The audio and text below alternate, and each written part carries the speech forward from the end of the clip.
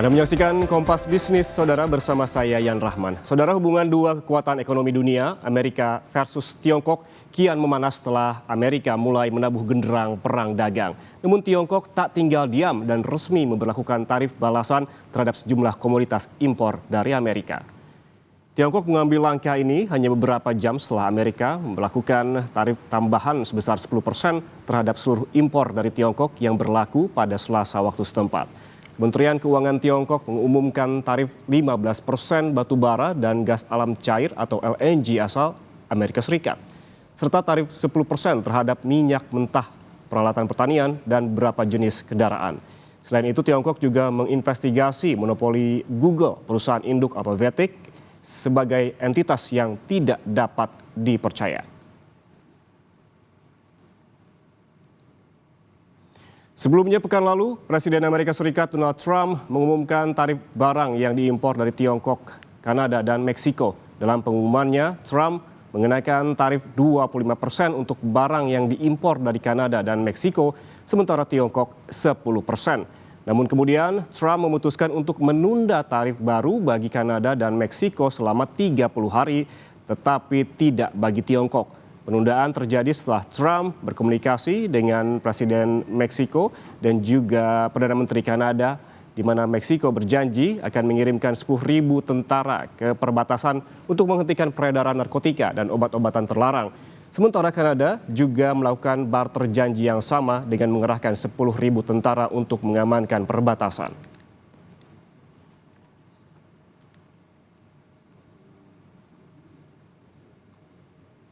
Salah satu yang harus diwaspadai dari kebijakan tarif dagang yang dilancarkan Presiden Amerika Serikat Donald Trump adalah pengaruhnya terhadap investasi dan rupiah. Kita lihat pergerakan kurs yang bergejolak sejak Trump mengumumkan berlakuan tarif baru, di mana pada 31 Januari sebelum Trump mengumumkan perang tarif, posisi rupiah berada di 16.312 per 1 dolar. Namun setelah diumumkan, rupiah langsung terjun ke level 16.453. Kemudian rupiah kembali menguat setelah Trump mengumumkan menunda pemberlakuan tarif baru selama 30 hari khusus bagi Kanada dan Meksiko. Bukan hanya rupiah, pasar Indonesia juga merespons sama setelah pengumuman tarif baru Amerika. IHSG turun 1,11% dari 7.109 pada 31 Januari tersungkur ke level 7.030 pada Senin lalu.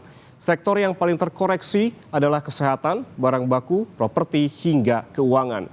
Namun setelah Trump mengumumkan menunda tarif baru bagi Kanada dan Meksiko, IHSG kembali rebound pada 4 Februari ke angka 7.073. Meski demikian, kemarin IHSG ambles 2,12%. Ditenggarai selain karena faktor global, laporan keuangan emiten plat merah yang di bawah ekspektasi, dan aksi jual asing yang masih deras menjadi penyebab utama. Saudara, perang dagang Amerika Serikat versus Tiongkok dan dampaknya ke ekonomi Indonesia lebih lengkap kita bahas bersama Head of Equity Research dan Chief Economist Bahana Sekuritas Putra Satria Sabiantoro. Mas Satria, selamat pagi. Pagi. Mas Satria, ini hitung-hitungan Anda terkait dengan perang dagang antara Amerika Serikat dan juga Tiongkok terhadap rupiah dan juga market di Indonesia seperti apa? Ya memang di kemarin itu pasar saham kita mengalami aksi jual asing yang sangat agresif ya.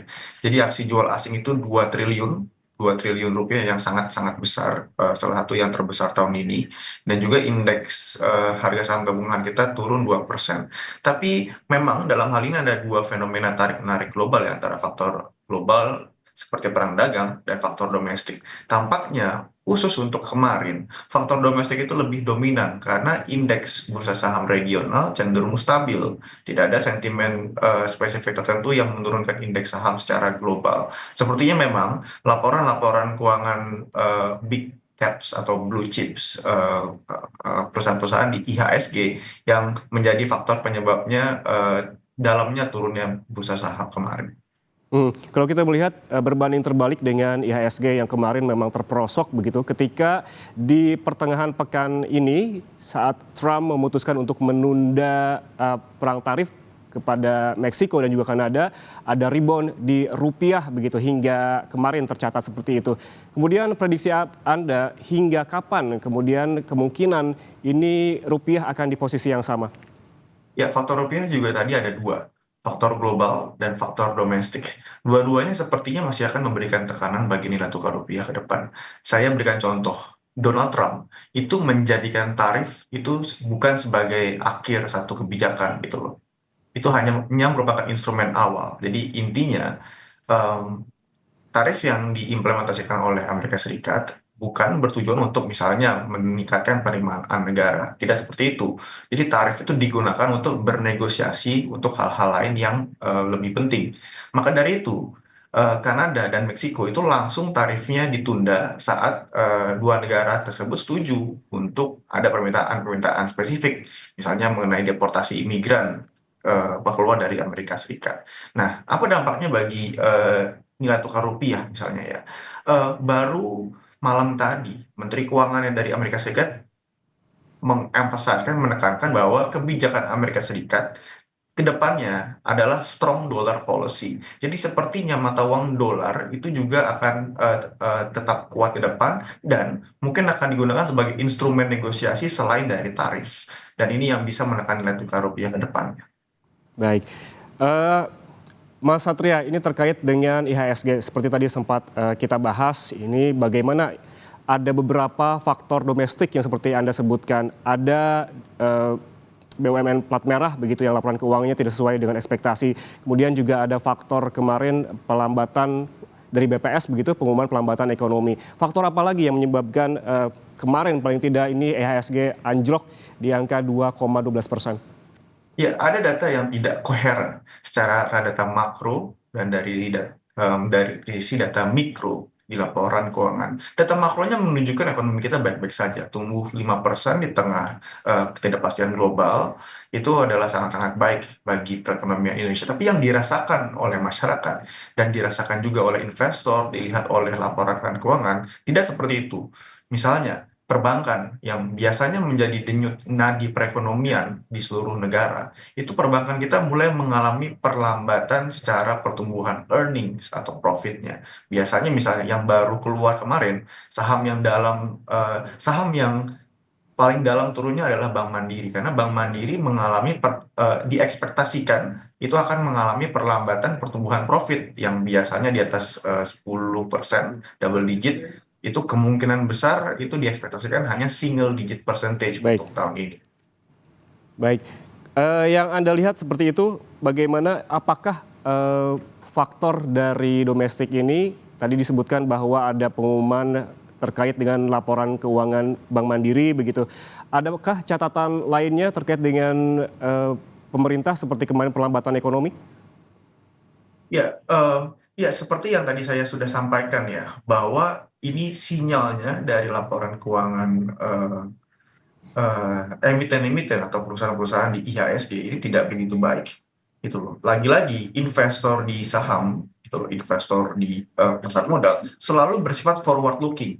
Jadi yang dilihat ini adalah outlook 2025 nih. Jadi kalau dilihat, oh ini outlooknya kurang begitu bagus, mereka melakukan aksi jual saham, indeks saham pun turun. Dan perlu diingat, saham itu adalah aset yang sangat berorientasi pada pertumbuhan, growth sensitive assets. Jadi saat pertumbuhannya sedang baik, biasanya sahamnya itu pasti naik. Saat pertumbuhannya itu diekspektasikan tidak terlalu bagus, maka indeks bursa saham juga akan turun. Saya kira yang terlihat di pasar saham khususnya dalam 2 bulan terakhir, ini memang mengekspektasikan bahwa pertumbuhan dari perusahaan-perusahaan di Indonesia akan mengalami perlambatan untuk tahun ini. Baik, berarti memang prediksinya memang kalau kita melihat laporan keuangan sejumlah bank-bank besar di Indonesia, ini tidak menutup kemungkinan ada pelambatan terkait dengan di pasar saham gitu karena laporannya profitnya juga tidak sesuai dengan ekspektasi. Terima kasih Putra Satria Sabiantoro atas waktunya bersama kami di Kompas Bisnis. Sehat selalu.